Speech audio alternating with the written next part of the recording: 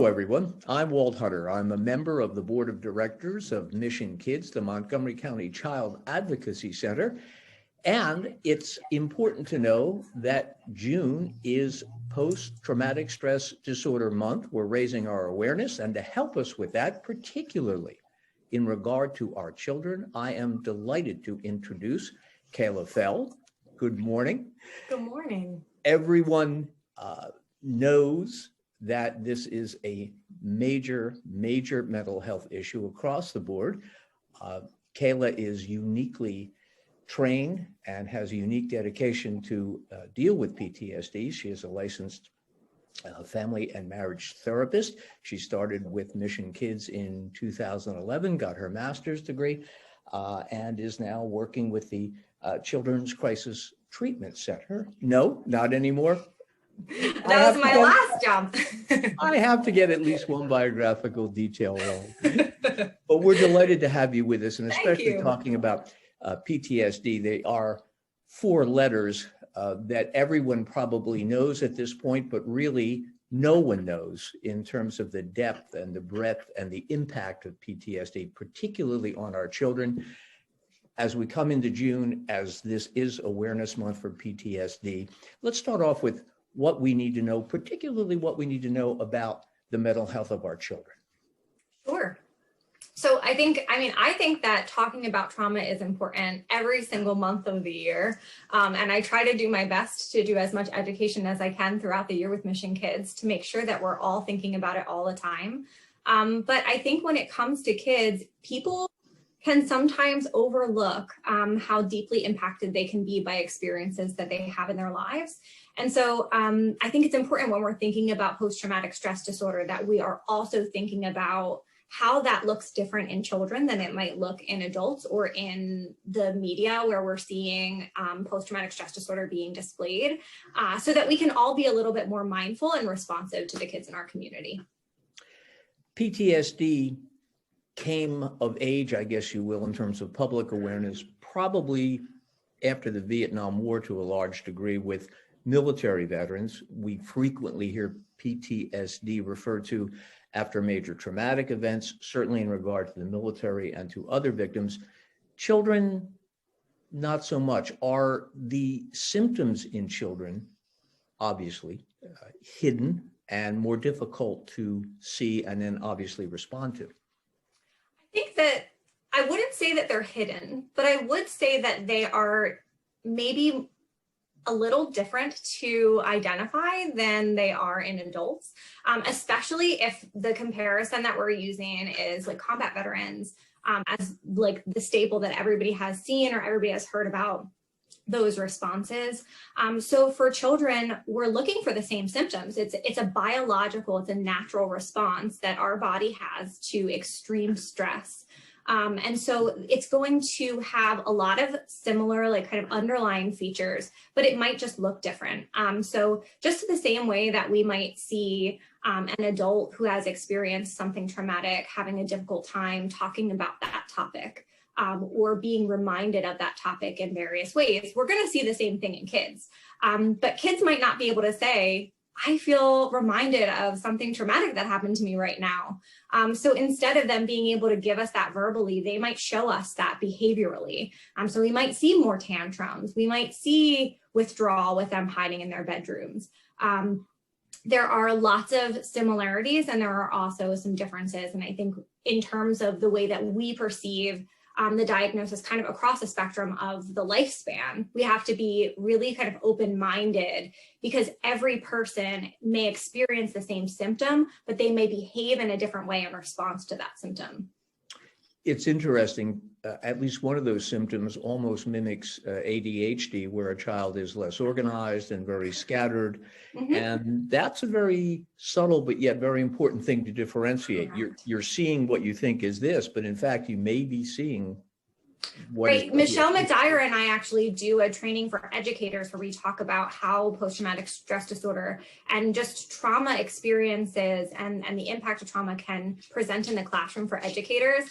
And every time that we present on that topic, we find that we could have more and more time because there are so many different impacts in terms of behavior and learning and memory and organization. it is common for kids to be more distractible and more easily distracted by sound, just kind of overall having like a higher state of arousal most of the time after having experienced something traumatic, especially if the trauma is something that's chronic. And the raw numbers are very impressive. One estimate was that as many as 40% of all children and teenagers at some point do experience PTSD to varying degrees. Yes. There's a bounce back factor in which a number of them recover and go on, but there's the other children who I think probably the most gripping description was it was the most traumatic moment of their life that is then repeated every day. So if you don't deal with this, you're really kind of allowing the monster, if you will, to go forward. Absolutely. And I always, when I tell people what I do for a living, I'm usually met with a few different responses. But one of them is people go, "Oh, your job must be so sad." And my response is always, actually, my job is really hopeful because we have these amazing evidence-based treatment models available for trauma across the lifespan for kids, for adults, and we know they're effective. And so part of the reason that my employer at Creative Health Services partnered with Mission Kids was to make sure that we could be delivering these amazing treatment models to kids in Montgomery County who have been victims of crime, specifically child sexual abuse. And we are helping kids across the county have access to these services with other mental health agencies in Montgomery County. So we're really lucky at this point in our county to have so many clinicians who are trained in these treatment models that can make a huge difference. Interesting that a child, obviously a child who's been subjected to physical or sexual abuse could very well develop PTSD, but you don't have to be an actual physical victim. You just need to be only a witness or to be in the same room or the same family environment. Absolutely. To suffer all the symptoms of that. For sure. I mean, and I think that's something that gets overlooked a lot of the times. I will have parents say to me, "Well, yeah, my child was in their bedroom, but they didn't see anything that happened. So they couldn't possibly have experienced trauma." And that's simply not the way that it works. Our brain is amazing. And even if we only have pieces of the story, even if we only have parts of the information of what happened, our brain puts together the rest of the puzzle for us. And if our life is changed, if our family circumstances have changed as a result of something, kids are impacted by that. We often don't give them enough credit for how intuitive and insightful they are and how much they understand about what's going on around them. And so kids are just as impacted as adults are. And in fact, I think what's interesting about kids and what I love about working with children specifically is that they're in critical developmental periods. We grow more in the first years of our life than we do for the remainder of our lives, even though it's such a short, much like a fraction of our lifespan. And so if you can imagine the impact of something traumatic on somebody who is learning about the world and learning about safety and learning about relationships, the impact can be huge. And it can really, trauma can put kids on a trajectory in their lives that can be really, just overwhelming if you think about it. So we have this opportunity, I think, in a lot of ways when it comes to mental health treatment to respond to kids, to get those services in early on and to redirect them towards a healthier trajectory moving forward. Untreated, unrecognized, this obviously in a percentage of these cases can morph into substance abuse, self-harming behaviors, and a lot of other really, really bad things going forward. So it's not just a matter of having nightmares for the next few years.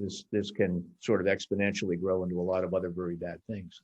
For sure. And we know that when it comes to trauma, there's both a psychological and a physiological impact, right? So not only are we looking at the potential for, ongoing mental health problems, addiction, difficulty with relationships, you name it, but we're also looking at the potential for health complications, physical health complications later on in life if we're not responding to and treating it, because our nervous system is put into kind of like overdrive. And if that's something that's ongoing for long periods of time, it has an impact on our body. And so we have to make sure that we're, as a society, prioritizing the appropriate identification and conversation of these children so that we're able to, get them into the services that they need and help their families to have the tools to best support their kids. So frequently as parents, caretakers, or even teachers, people with children in our care, we find ourselves on the outside looking in terms of the mental health system and services for our children. It's a door that often we cannot find the key to get in. Where do we look if PTSD does appear to be a diagnosis and does appear to be a threat to a child in our care? Where do I go? How do I get help? And what kind of help do I actually seek? Sure. So I think that anytime that we as an adult know that a child that we interact with has experienced something that's traumatic, we should be considering that as the impetus for taking some next steps to at least link them up with a supportive program. And again, we don't need the diagnosis of PTSD. It's the trauma that we want to treat. And not every child will go on to develop the full-blown symptoms of that diagnosis. But it's really cool. So through Creative Health, we're trained in a few different evidence-based models. And so I would recommend going to the website of those treatment models. So trauma-focused cognitive behavioral therapy is one that we use quite a lot. And their website is tfcbt.org. And if you go on there, there's a provider list. So you can look up a list of therapists that are trained in and actually certified in that treatment model. You can also go to Mission Kids website. So that's www.missionkidcac.org. They have great resources on the Mission Kids website to link to their family advocates who are a wealth of information when it comes to the mental health services available for the treatment of trauma in Montgomery County for kids. That's good to know, because as a parent, as a child caretaker, it is a very lonely place when you suspect a problem, in this case, PTSD. Where do I go, as I say, how do I do it, and where do I receive the support that I need going forward? So that is a very frightening specter, I think, for anybody in that region. And I'm what we used to say in TV, bearing the lead to the story here. There are so many triumphs. This is a diagnosis that with insight and therapy and caring on both sides, there can be tremendous evolution and growth, and we can stop this, if you will, more or less in its tracks. Talk to me about that, and share, if you want, some examples of the positive outcome of intervention and proper therapy in a timely way. It is the joy of my career, honestly. I think that I see kids every single week feeling more confident, getting to places that they didn't think that they could, succeeding academically, simple things like going through the day and not feeling afraid, or sleeping. Some of our goals are like, sleeping through the night 5 days out of the week. That might seem like something very small, but we have to celebrate those victories. And I have big victories too. I mean, I have clients who, go on to live much healthier lives, or, get accepted to college and go off and live independently. Kids who are adopted into loving families, and all of that. I think we have to look at that piece of it, that there is so much health and there is so much possibility for resilience. If anyone in our community has the potential to heal, it's kids. They are just resilient at their core. And like I said, their brain is rapidly developing. And so just like they can learn about the world in scary ways and unsettling ways, they can learn about safety through their relationships with people who care about them. And it makes me really proud of the work that I do, that I can be one of those relationships for the kids that I see. That's wonderful. And it's great to know that the road may be long, but if you get on it, and you get on it early, it is an open road. It is not a dead end diagnosis, and there can be many positive things ahead. I was interested to note that PTSD first came to the awareness of Hippocrates back in 50 BC, when he noticed soldiers returning from battle were suffering from something. So it would seem that with this June and this year, and with all of our medical discussions of COVID and everything else, PTSD for June should be in the front of our awareness in terms of moving forward, particularly with our children. Absolutely. I think with the past year, one of the biggest things that I've noticed as a trauma therapist is that the isolation and the helplessness and the loneliness and the lack of support that our kids have felt has been almost like a reminder of trauma. It really replicated a lot of those patterns that many of them felt when they were experiencing traumatic events. And so many of my clients really, really struggled and are finally getting to a place where things we're reestablishing some new normalcy. But I couldn't agree more. I think that as we're thinking about this diagnosis, as we're thinking about trauma, of course, it should be something that we recognize all the time. But after a year of all of us experiencing a collective traumatic event, and many traumatic events, frankly, we need to be recognizing the impacts of this both at all ends of the spectrum, really. It's amazing. We will never know all the sources of trauma that can be inflicted on children, but thanks to you and your dedicated work, we do know that there is a way out, and now is the time to learn about it and pursue it. Thank you so much for being with us. I really appreciate it. Thank you. Take care.